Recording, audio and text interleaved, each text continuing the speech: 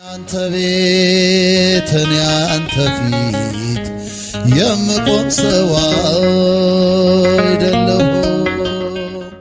ዘመነ ሐዋርያት ብለን የምንጠራው ዘመን በበዓለ 50 መንፈስ ቅዱስ ለ120ው ቤተሰብ ከወረደ በኋላ ያለው ነው። ሐዋርያት በሁሉም አቅጣጫ ወንጌልን በመስበክ ጨለማው ዓለም ብርሃን የሆነበት፣ አልጫው ዓለም የጣፈጠበት፣ የክርስቶስ አምላክነት ለዓለም የተነገረበት፣ በአጠቃላይ የድኅነት ዓለም ምስጢር በስብከተ ወንጌል ስርጭት ገሃድ የሆነበት የወንጌል ዘርና ወቅት ነው።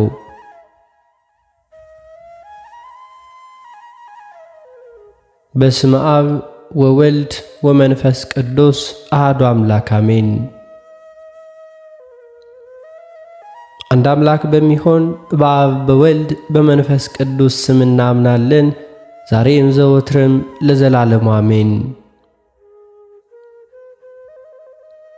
ቅዱሳን ሐዋርያት የመንፈስ ቅዱስን ኃይል ከታጠቁ በኋላ ጌታችን መድኃኒታችን ኢየሱስ ክርስቶስ ሂዱና አስተምሩ፣ በጨለማ የነገርኋችሁን በብርሃን ተናገሩ፣ በጆሮአችሁ በሹክሹክታ የነገርኋችሁን በሰገነት ላይ ስበኩ ሲል የሰጣቸውን ትእዛዝ ተግባራዊ ለማድረግ ወጡ። መልካሙን የምሥራችና ዜና ወሩ። የሕይወት ቃልንም ለዓለም አሰሙ። የዓለምን ጨለማ ለማራቅና አልጫ የሆነውን ዓለም ለማጣፈጥ የሚቻልበትን የብርሃንና የጨውነት ተግባር ፈጸሙ።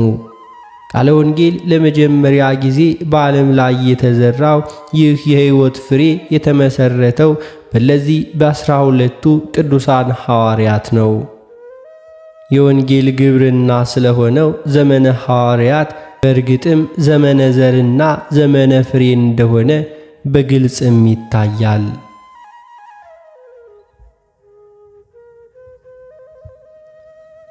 12ቱ የጌታችን ቅዱሳን ሐዋርያት የሚባሉት እለዚህ ናቸው። ጴጥሮስ የተባለው ስምዖን ወይንም ኬፋ፣ እንድርያስ አኀው ለጴጥሮስ፣ ያዕቆብ ወልደ ዘብዴዎስ፣ ዮሐንስ ወልደ ዘብዴዎስ፣ ፊልጶስ፣ በርቶሎሜዎስ፣ ቶማስ፣ ማቴዎስ ቀራጭ የነበረው፣ ያዕቆብ ወልደ እልፍዮስ፣ ታዲዮስ ወይንም ልብድዮስ፣ ስምዖን ቀናኢው ወይንም ናትናኤል፣ ያስቆሮጡ ይሁዳ፣ ነገር ግን በሱ ማትያስ የተባለው ሐዋርያ ተተክቷል።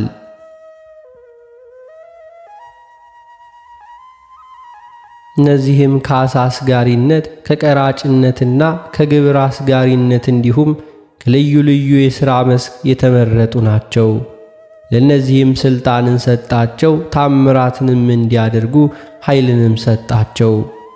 ሐዋርያት የሚለው ቃል የሐዋርያ ብዙ ቁጥር ሲሆን ሐዋርያ ማለት ደግሞ ሆረ ሄደ ካለው የግዕዝ ቃል የወጣ ነው።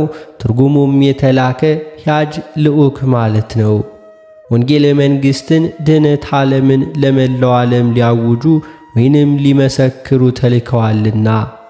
መድኃኒተ ዓለም ኢየሱስ ክርስቶስ በ30 ዘመኑ በማየ ዮርዳኖስ በደ ዮሐንስ እጅ ተጠምቆ 40 ቀንና 40 ሌሊት በገዳመ ቆሮንጦስ ከጾመ ከጸለየ በኋላ የማስተማር ሥራውን ጀመረ። አስቀድሞ ያደረገው ቢኖር ቃሉን ሰምተው ታምራቱን አይተው በዓለም ዞሮ ወንጌልን የሚሰብኩ ደቀ መዛሙርቱን መምረጥ ነበር። ለዚህም ደቀ መዛሙርት ሐዋርያት ይባላሉ። ጌታችን መድኃኒታችን ኢየሱስ ክርስቶስ ሐዋርያትን ከድሆችም ከሀብታምም መርጧል። እነ ቅዱስ ጴጥሮስን የመሰለ ድሃ ዓሣ አጥማጅን ሲጠራ፣ እነ ቅዱስ ማቴዎስን የመሰለ በቀረጥ ብር የከበሩትንም አልተዋቸውም። ሁሉም በእግዚአብሔር ዘንድ እኩል ናቸውና፣ ሁሉም ደግሞ ያላቸውን ትተው ተከትለውታል። እንዲሁም ከተማሩትም ከሚያምኑትም ወገኖችም መርጧል። ዮሐንስንና ያዕቆብን ጌታ የጠራቸው ከአባታቸው ጋር ዓሣ ሲያጠምዱ ነው። ሌላ ትምህርት አልነበራቸውም፣ ነገር ግን እርሱም አልናቃቸውም።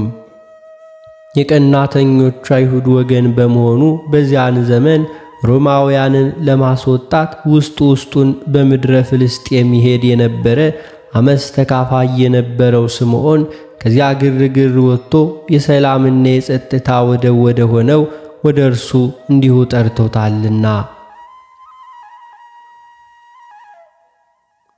ቤተ እስራኤል ስትመሰረት 12ቱ አበው እየተባሉ በሚጠሩት ከያዕቆብ አብራክ በተከፈሉ 12ቱ ነገድ አባቶች ነበር። አሁንም በክርስቶስ ፈቃድ የእስራኤል ዘነፍስ ማኅበር ቅድስት ቤተ ክርስቲያን በ12ቱ ሐዋርያት ተመሰረተች። ሐዋርያት እስከ መጨረሻው በመጽናት ለክርስቶስ ምስክር ለመሆን የጠበቋቸው ዋና ዋና ምክንያቶች በዓይናቸው አይተዋልና፣ በእጃቸው ዳሰዋልና፣ ትምህርቱን በጆሮአቸው ሰምተዋልና፣ በእርሱም ተልከዋልና፣ ከትንሣኤው በኋላም አይተውታልና፣ በስሙ ታምራትን ሲፈጽሙ ኖረዋልና። ከዚህ በፊት በሌዋውያን ዘር ይወርድ የነበረው የብሉይ ኪዳን ሥልጣነ ክህነት በአዲስ በመተካት ለእነርሱ ተሰጣቸው። እነርሱም ጌታችን ኢየሱስ ክርስቶስ እንዳስተማራቸውና ቃል ኪዳን እንደገባላቸው ለተከታዮቹ ይህንን ሥልጣን በአንብሮተ እድና በንፋሃት በመሾም አስተላለፉ። በሐዋርያት ሥራ ምዕራፍ 9 ከቁጥር 12 እንደሚናገረው በልጁ በኢየሱስ ክርስቶስ ደም የተዋጀችውን የእግዚአብሔርን ቤተ ክርስቲያን በስብከታቸው በሰጣቸው ሥልጣን ባደላቸው ጸጋ ጠብቀው አቆዩአት።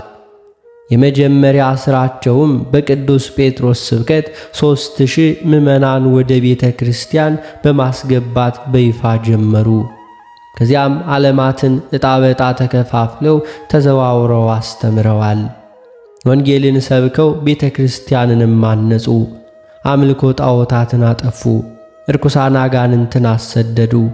በመስቀል እርፍ አርሰው እንዲሁ ንጹሕ ዘርን ወንጌልን ዘርተው በደማቸው አተሙ።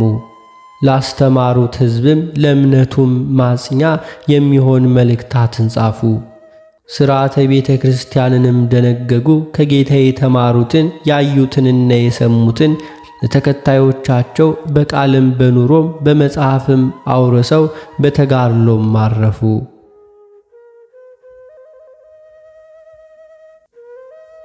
12ቱ ሐዋርያት ትውልዳቸው ከ12ቱ ነገደ እስራኤል ነው።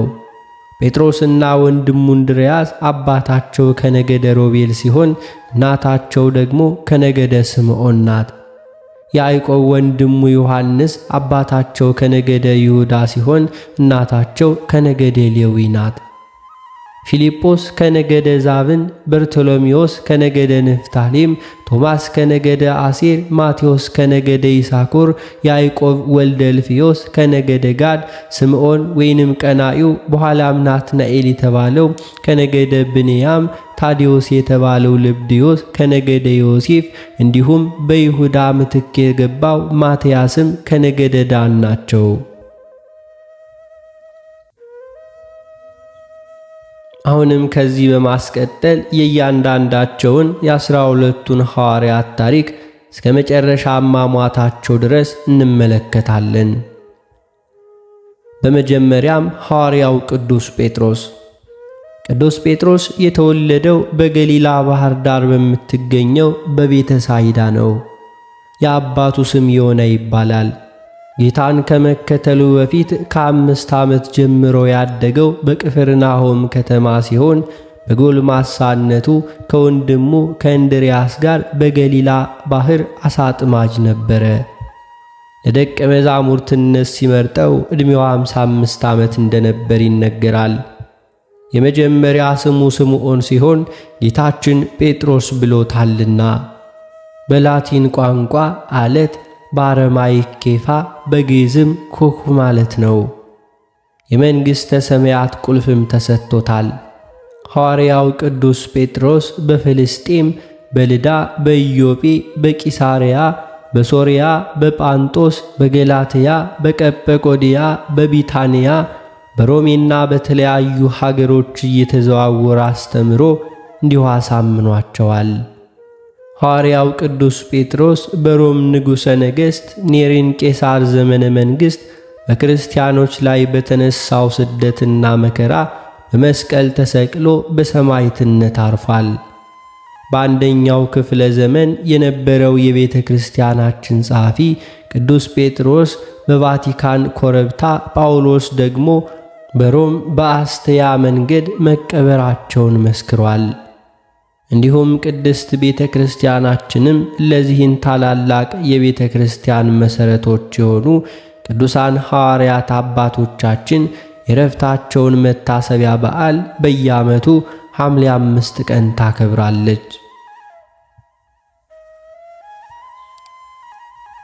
ሁለተኛው ሐዋርያው ቅዱስ ዮሐንስ ነው። ቅዱስ ዮሐንስ ሀገሩ ገሊላ አውራጃ ሲሆን ከወንድሙ ከቅዱስ ያዕቆብና ከአባቱ ከዘብዴዎስ ጋር ዓሣ ያጠምድ ነበር። ጌታ በመስቀል ላይ ሳለ እመቤታችንን እንዲያገለግላት አደራ የተሰጠው ለዮሐንስ ነው። ጌታ የወደው የነበረው ዮሐንስ በፍልስጤምና በሌሎቹ ቦታ ክርስትናን እንዲያስፋፋ ከቅዱስ ጴጥሮስ ጋር በመተባበር አስተምሯል። ከኢየሩሳሌም ወደ ኤፌሶን በመሄድ በታናሿ እስያ የነበሩትን አብያተ ክርስቲያናት በማስተማር ሲያገለግል ቆይቶ በድምጥያኖስ ዘመነ መንግሥት ወደ ደሴተ ፍጥሞ ተሰዶ በግዞት ሳለ ራእየ ዮሐንስን ጽፏል።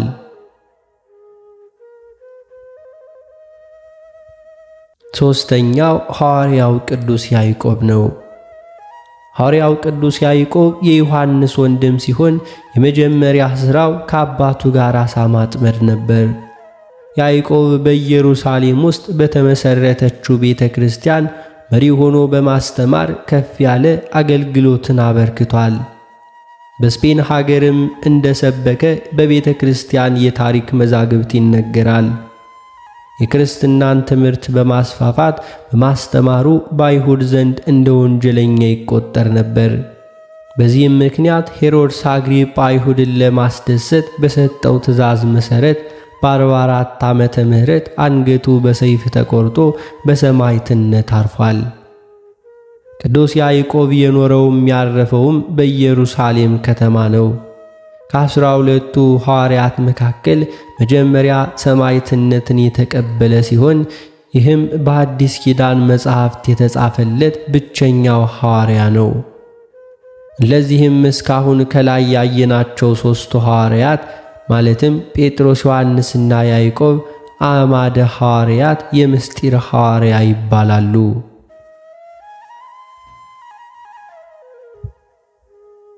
አራተኛው ሐዋርያው ቅዱስ እንድርያስ ነው። ሐዋርያው ቅዱስ እንድርያስ የቅዱስ ጴጥሮስ ወንድም ሲሆን ትውልዱ በቤተ ሳይዳ ነው። በዓሣ ማጥመድ ተግባር ላይ ሳለ በጌታ ቃል በመጀመሪያ የተጠራ ነው። ጌታችንን ከመከተሉ በፊት የመጥምቁ ዮሐንስ ደቀ መዝሙር ነበር። ቅዱስ እንድርያስም መጀመሪያ የስብከት ሥራውን የጀመረው በፍልስጤም ሀገር ነው። የቤተ ክርስቲያን ታሪክ ጸሐፊ የነበረው አውሳቢዮስ እንደገለጠው እንድርያስ በሩሲያ ወንጌልን ሰብኳል። ቀጥሎም በቢታንያ፣ በገላትያ፣ በሩማንያ እንዲሁም በመቄዶንያ፣ በታናሽቱ እስያ፣ በግሪክ ሀገሮችም አስተምሯል። የቁስጥንጥንያ ቤተ ክርስቲያንን የመሠረተና የቁስጥንጥንያውን የመጀመሪያውን ሊቀ ጳጳስ መሆኑን በቤተ ክርስቲያን ታሪክ ይነገራል። በመጨረሻም ግሪክ ውስጥ ምትሩ ለምትባለዋ ሀገር ሲያስተምር በጣዖት አምላኪዎች እጅ የሚመስል ቅርጽ ባለው መስቀል ተሰቅሎ በድንጋይ ተወግሮ ታኅሳስ 4 ቀን በ80 ዓመተ ምህረት በሰማዕትነት አርፏል። አምስተኛው ሐዋርያው ቅዱስ ፊልጶስ ነው። ሐዋርያው ቅዱስ ፊልጶስ ሀገሩ ቤተ ሳይዳ ነው። ጌታ ተከተለኝ ባለው ጊዜ ወዲያውኑ ጥሪውን በመቀበል ጌታችንን ከመከተሉም በተጨማሪ ናትናኤልን ወደ ጌታ ያቀረበ የጠራውም እርሱ ነው። ጌታችንን ለማየት የፈለጉት ከአሕዛብ ወገን የነበሩት ግሪኮች ለመጀመሪያ ጊዜ ቀርበው የተማሩት በፊልጶስና በእንድርያስ አቅራቢነት ነበር። ሐዋርያውም ወንጌልን በታናሽ እስያ ውስጥም በምትኖር እንዲሁም በፍርግያም አስተምሯል። በመጨረሻም በታናሿ እስያ ሲያስተምር በተቃዋሚዎች እጅ ተሰቅሎ አርፏል። ስድስተኛው ሐዋርያው ቅዱስ ቶማስ ነው፣ ወይንም ዲዲሞስ እየተባለ ይጠራል። ሐዋርያው ቅዱስ ቶማስ በፋርስና በህንድ አስተምሯል። ህንድ የደረሰው በ46 ዓመተ ምህረት ገደማ ነው። ጌታ ከሙታን እንደተነሳ ለሐዋርያት በተገለጠበት ጊዜ ቶማስ ስላልነበረ ከሞት መነሳቱን ሐዋርያት ሲነግሩት ሳላይ አላምንም አላቸው። ጌታ ሁሉም ባለበት እንደገና ተገልጦ ቶማስ በጣቱ የጌታን የተወጋ ጎኑን፣ የተቸነከረ እጁን፣ እግሩንም ሁሉ ዳሶ አምኗልና ጌታዬ አምላኬ ብሎ መስክሯል። መምልኪያነ ጣዖት በ86 ዓመተ ምህረት የቅዱስ ቶማስን ቆዳውን ገፈው ስልቻ በመስራትም በሰውነቱ ላይ ጨው ነስንሰው በአሰቃቂ ሁኔታ እንደገደሉት የመጻሕፍት ታሪክ ያስተምራል። ሰባተኛው ሐዋርያው ቅዱስ በርቶሎሜዎስ ነው። ጌታችን ከተከተለ በኋላ የወንጌልን ትምህርት በአረብ፣ በህንድ፣ በአርመንያም እንዲሁም በአካባቢው አስተምሯል። የአርመንያን መንበር ያቋቋመው ቅዱስ በርቶሎሜዎስ ነው። በታምራቱና በትምህርቱ ብዙ ክርስቲያኖችን በማፍራቱ በቅናት ሰዎች ተነስተውበት መስከረም 1 ቀን አሸዋ በተሞላ ከረጢት ውስጥ እንዲሁም ከተው ከነ ሕይወቱ ባህር ውስጥም ጣሉት። በዚያም አረፈ። በነጋውም ክርስቲያኖች ምዕመናን ከባህር አውጥተው እንደቀበሩት የቤተ ክርስቲያን የታሪክ መዛግብትም ይናገራሉ።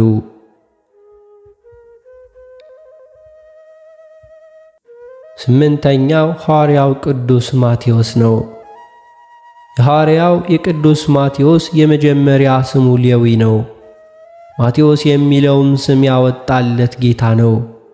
ማቴዎስ የቀድሞው ሥራ ቀራጭ ወይንም ግብር ሰብሳቢ ነበር።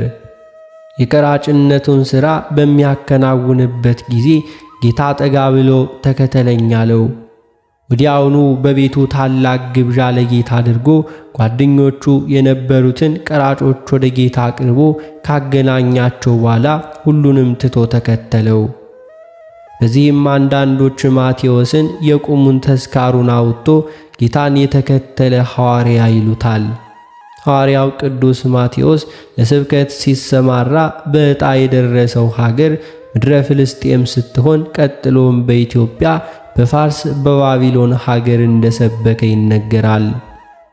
ቅዱስ ማቴዎስ የአይሁድና የአረማውያንን ትምህርት እየተቋቋመ እንዲሁም ድውያንን ሲፈውስ፣ አጋንንትን ሲያወጣ፣ ልዩ ልዩ ታምራትንም ሲያደርግ ዝናው በከተማ ሁሉ በመድረሱ በዚያ የተናደዱ መኳንንት ለሞት ፍርድ ፈረዱበት። ጥቅምት 12 ቀን አንገቱ በሰይፍ ተሰይፎ አርፏል።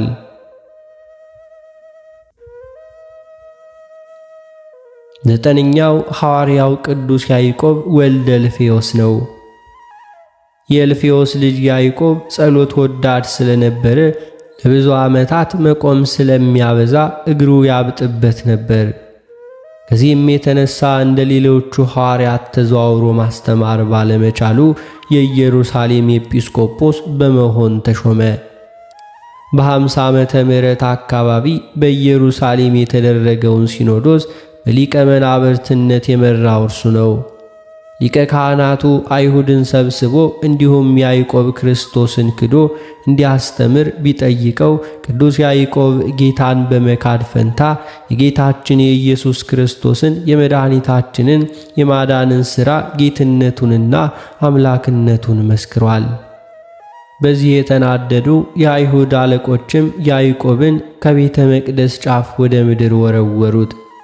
በዚያም ከስሩ ያሉ አይሁድ በድንጋይ ወግረው የካቲት 10 ቀን በ82 ዓመተ ምህረት ገደሉት። አስረኛው ሐዋርያው ቅዱስ ታዲዮስ ነው። የያዕቆብ ልጅ ይሁዳ በመባልም ይታወቃል። ታዲዮስ ልብዲዮስ እየተባለም ይጠራል። የሐዋርያው ታዲዮስ ሀገር ሶርያ ሲሆን በተጨማሪም በፍልስጤም በአርመንና በፋርስም አስተምሯል። ወደ ሀገረ ስብከቱ ሶርያ ሲጓዝም ቅዱስ ጴጥሮስ አብሮት ነበርና ሐዋርያው ታዲዮስ ታምራትን ሲያደርግና እንዲሁም ሲያስተምር ቆይቶ ሐምሌ 22 ቀን በሰማዕትነት አርፏል። 11ኛው ሐዋርያው ቅዱስ ማትያስ ነው። ሐዋርያው ቅዱስ ማትያስ ጌታችን በሸጠው በአስቆሮጡ ይሁዳ ምትክ የተሾመ ሐዋርያ ነው። በቤተ ክርስቲያናችን ታሪክ ጸሐፊነት የታወቀው አውሳቢዮስ ቅዱስ ማትያስ ከሰባው አርድእት ወገን እንደነበር ጽፏል። ማትያስ ለሐዋርያነት እንዲመረጥና ዮስጦስ ሶርስያ ከተባለው ከዮሴፍ ጋር ዕጣ እንዲጣጣል ሐሳብ ያቀረበው ቅዱስ ጴጥሮስ እንደተናገረው ከዮሐንስ ጥምቀት ጀምሮ መድኃኒታችን ኢየሱስ ክርስቶስ እስካረገበት ቀን ድረስ ከሐዋርያት መካከል በገባበትና በወጣበት ዘመን ሁሉ ማትያስ ከሐዋርያት ጋር ነበርና።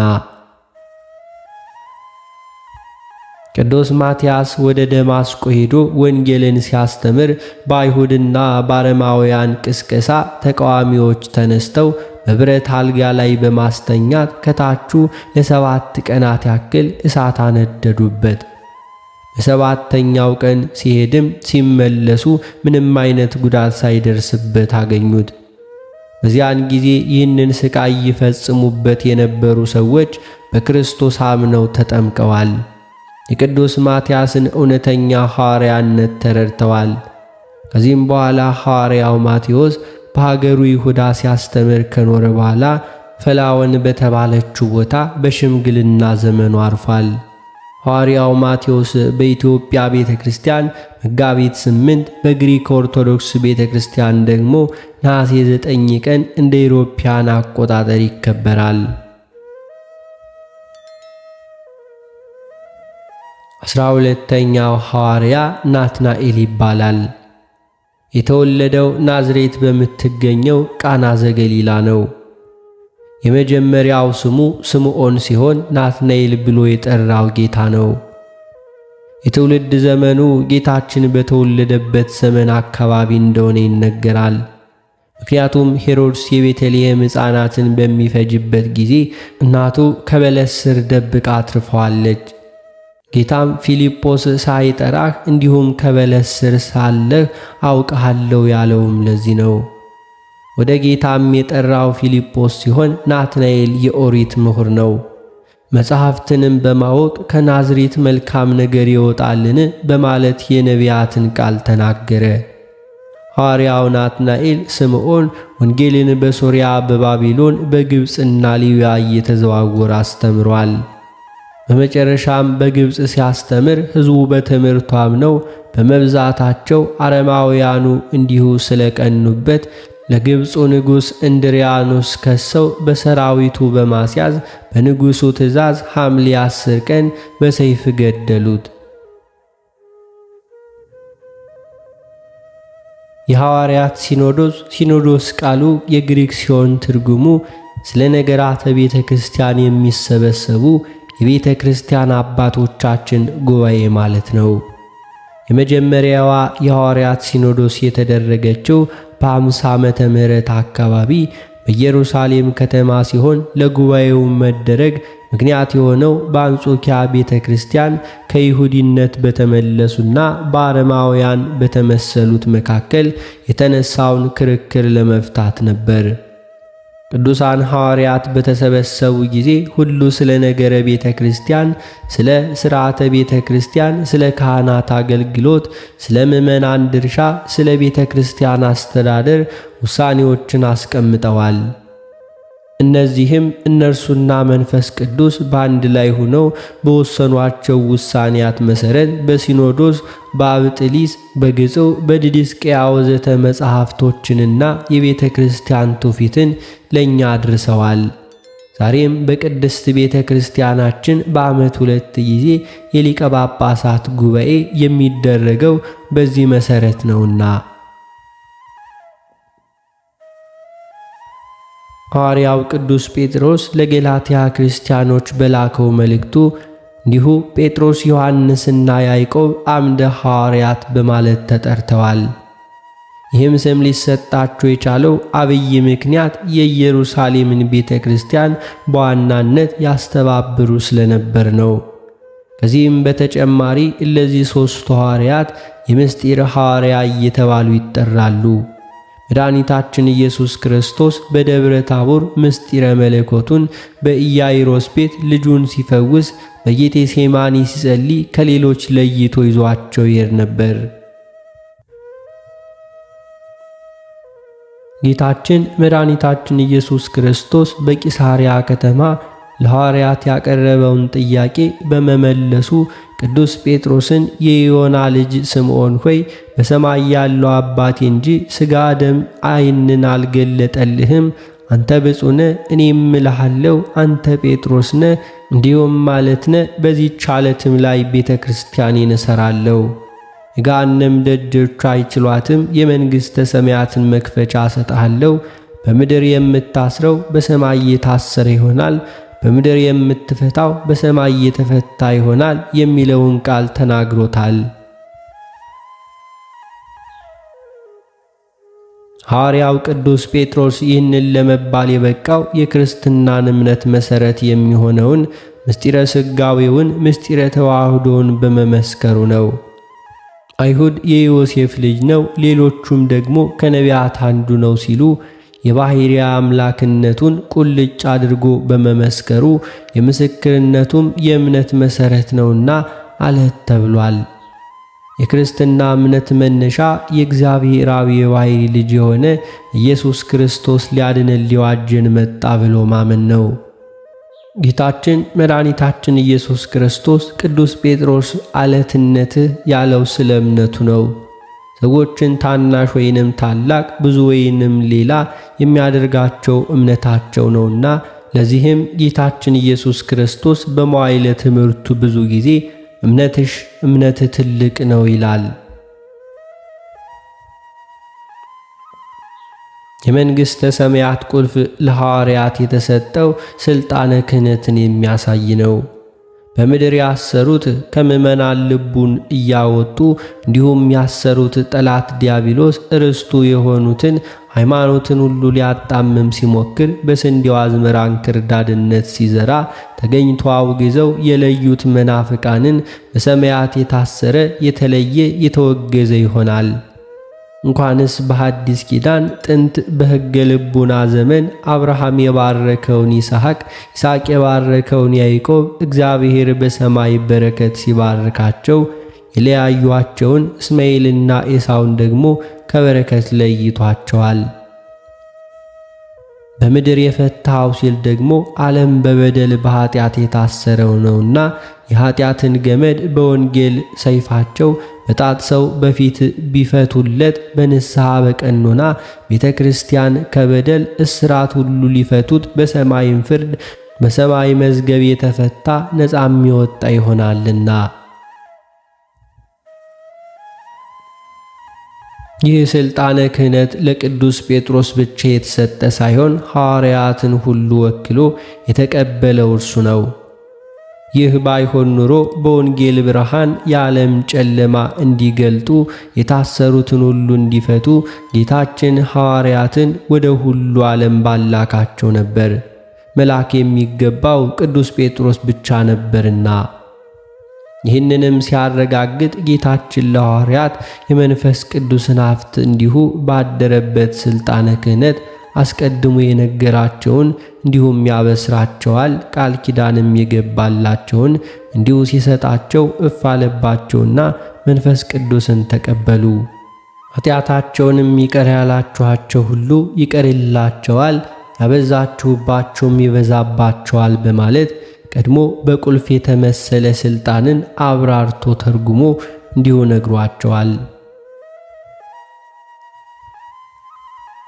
ይህ ሥልጣን በአንብሮተ እድ ለቤተ ክርስቲያን ካህናት ተላልፎ እንዲሁ ይሰጣል። ሐዋርያው ቅዱስ ጳውሎስ እንኳን ከተጠመቀ በኋላ ይህንን ሀብት በአንብሮተ እድ አግኝቷል። እንዲሁም በእነርሱ ፈንታ እነ ቅዱስ ጢሞቴዎስና ቲቶ በዚህም ሥልጣን ተሾመዋል። የመንፈስ ቅዱስ ልጁን ጢሞቴዎስንም በማንም ላይ ፈጥነ እጅህን አትጫን በማለት ያዘዘውን ይህ ሥልጣነ ክህነት ለእግዚአብሔር ቤት አገልግሎት የተመረጠ ራሳቸውም ወደው ፈቅደው ለለዩት ለምእመናን አባት መሪ መሆን ለሚችል ብቻ መርጠው መስጠት ስላለበት ነው። ከሁሉ በላይ ደግሞ መድኃኒተ ዓለም ኢየሱስ ክርስቶስ በሚያርግበት ሰዓት እኔ እስከ ዓለም ፍጻሜ ከእናንተ ጋር ነኝ በማለት የተናገረው ሐዋርያት ሳይሞቱ በዚህ ምድር የሚኖር ሆኖ ሳይሆን ከነርሱ እግር ተከተል ቤተ ክርስቲያንን ለሚያገለግሉ ካህናት ጭምር ይህንን የሐዋርያትን ሥልጣን ማደሉን ሲናገር ነው።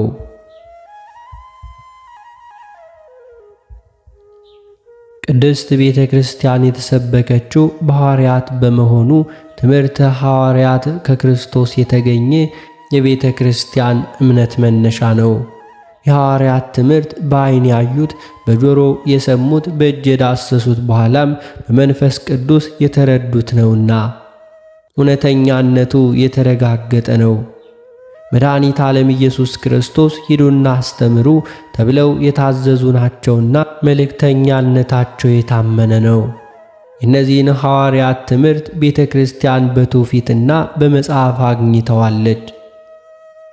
ሐዋርያው ቅዱስ ጳውሎስ በመልእክቱ ከኔ የተማራችሁትንና የተቀበላችሁትን የሰማችሁትንም ያያችሁትንም እነዚህን አድርጉ።